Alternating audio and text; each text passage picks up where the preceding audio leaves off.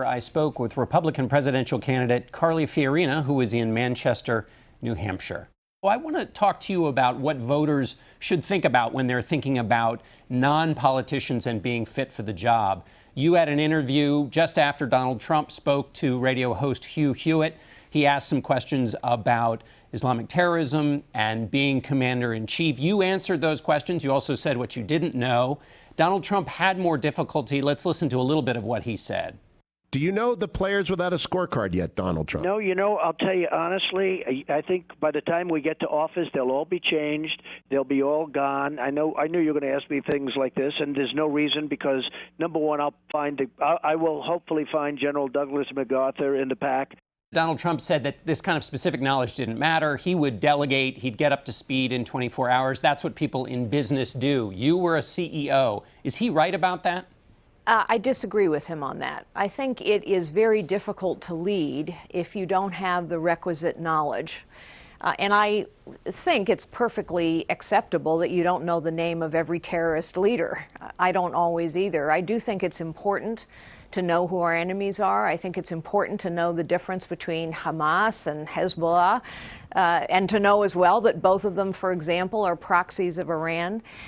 I do think we've come to a place, though, where people realize that running for political office all your life isn't necessarily the most qualifying set of experiences either.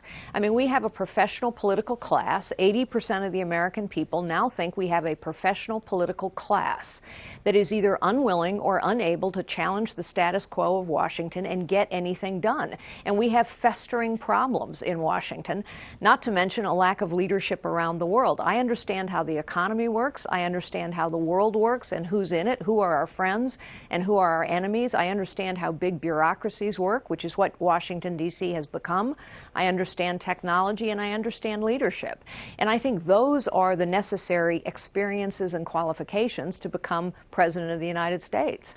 So in keeping with this business theme, if you were on the hiring committee, would Donald Trump be fit to be commander-in-chief? Well, that's not a question for me. That's a question for the voters of this country. I am most definitely fit to be commander-in-chief, and that's why I'm running for that office. I'd like to ask you about Hillary Clinton's server. In the interview she gave to Andrea Mitchell, she said it wasn't the best choice, having her own private email server, but she also made another case. And she said basically she came into office, there was a lot going on, a lot to be focused on, and she wasn't really paying super close attention to the formation of her email server. As somebody who has also been in a top post, who's had to drink from that fire hose, do you find that explanation plausible?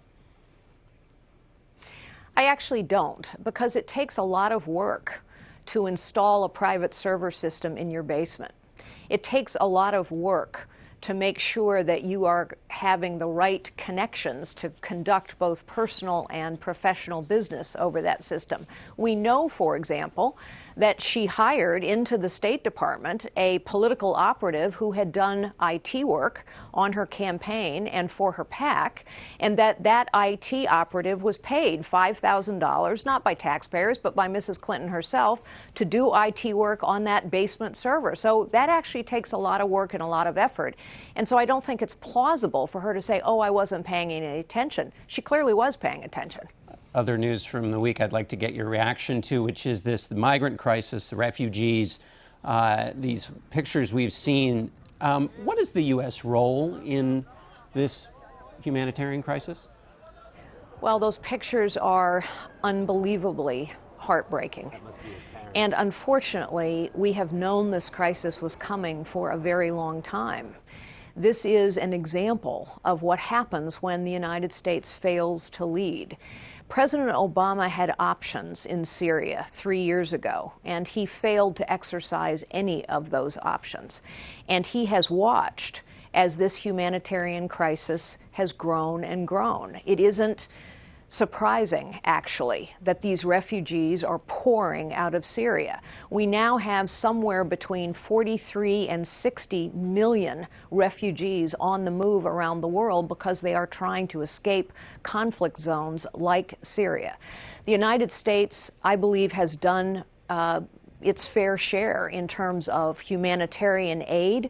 Certainly, the United States has not led.